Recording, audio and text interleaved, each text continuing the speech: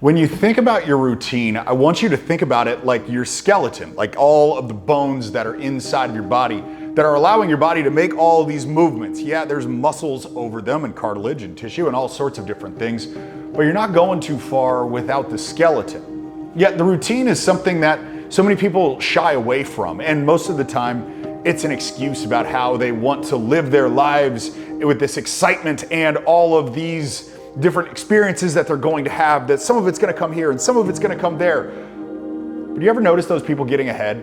Like getting ahead to where you actually want to be? Probably not, because almost every successful person you know has some form of a routine.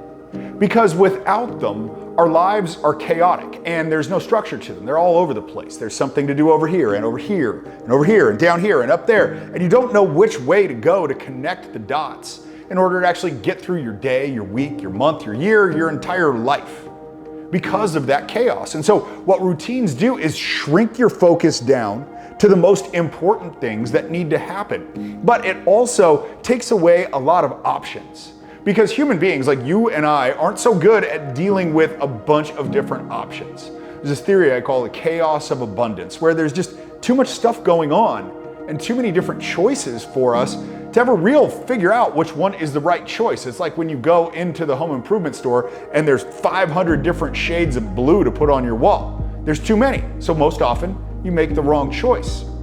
And so that's one of the big importance of routine, is to narrow down your choices. But here's the best part.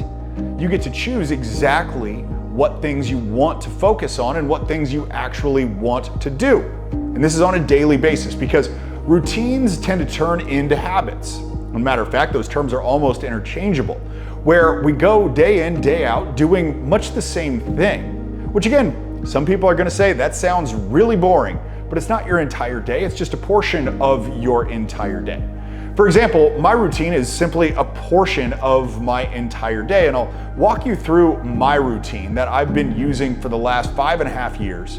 And it's produced a lot of amazing results in my life because it's designed to hit every single area of my life, at least the core 4 pillars in every domain that I've got of my life, in body and being and balance and in business. And so what I'm going to share with you is exactly what I go through. But know that there's a little asterisk next to this, which means that you don't have to do the exact same thing in order to get whatever level of success you're looking for. My definition of success for me might be entirely different than what your definition is of success for you. We already understand the importance of a routine, and without it, the chaos all over the place. So the matter is just picking one and sticking to it. I've been sticking to this one I'm going to share with you for 5.5 years.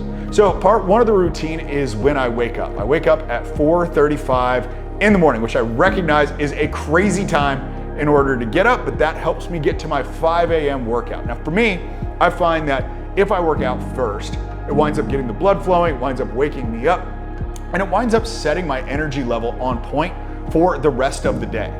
When I finish my workout, what I end up doing is I end up writing for a little while. I like to journal a lot because it helps to put my thoughts down on paper about who I am and what I'm trying to learn and uncover when I'm dealing with problems or dealing with things that I'm grateful for. I like to write them down, so I spend some time journaling. After that, I go into a practice of meditation, and that's just my first practice of meditation for the day. I'm a 20-minute, 2-time-a-day kind of guy. I do this thing called transcendental meditation, which I'm sure there are tons of videos on if you want to look that up. But I go through that process of meditation, and from there, what I do is I will go and I will send 2 notes of honor, love, or appreciation to family members. Now, this can be either in a written form, this can be in an audio on my phone, this can be in a bunch of different ways. All that matters is that at least 2 different people that are in my life some way, whether it's a family member, a friend, somebody that I work with, somebody that I do business with, whatever it is, they just need to know that I'm there and that I appreciate them. But next piece of this is that I do a discovery. I want to figure out something in business. I'm reading a book, listening to a podcast, or I am reading a magazine or a blog, or whatever, right? I'm trying to discover something about business, and then I'll go and I'll decide what I can do with that. So I take an action. What's the simplest action I can take to implement this in the next 24 to 48 hours tops? And I go through that entire process. That is simply the routine.